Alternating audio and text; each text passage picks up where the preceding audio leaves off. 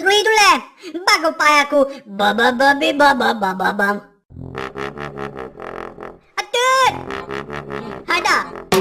Hai să începem simplu comic, mică observație. Ai ochii mirific de curs strâns în constipație. Arăți de parcă trompi în procesul de creație. Am pereche, am îngustat cu conceptul de felație. Ca un mec turbat, ai ochii înconjurați de muci. Vezi în stânga-dreapta simultan pe unde te duci. Duci o piele mai aspră ca sarea de pe un Stix și cârma de rechin pe care ai luat-o de pe Sphinx. Pentru lungimea ei ai recordul doborât. Nasul tău nu glumește, pune râtul în urât. Sub umbra lui cea mare moare totuși și candește. De-aia-ți pute gura a ciclu murat în pește. Cu trăsături aparte ai o față divină, modelată cu salamul de un orb în plaselină. Sper că nu te miră că provoci greață, dar bubele tale cam au coșuri pe față. Ce față? Ce față? Uită-te la tine, ce față? Ce față?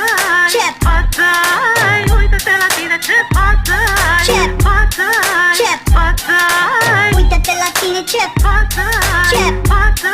Ce față? Uită-te la tine, ce față?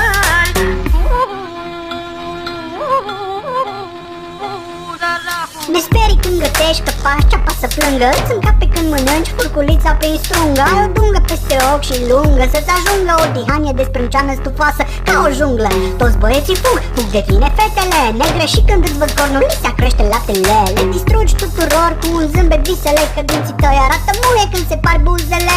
Încearcă-ne cu lipsa, că încearcă-ne cât china și o mâzgă de acne, de n-o vindeci cu echina. Ce e pe fața ta nimeni nu poate să știe, de parcă-ți faci zilnic cât e o zooplastie. Din mușchiul zigomatic faci mimici animale și pozele cu tine sunt anticoncepționale. Apropo de medicină, când te văd devine clar că tu-ți faci controlele la medicul veterinar.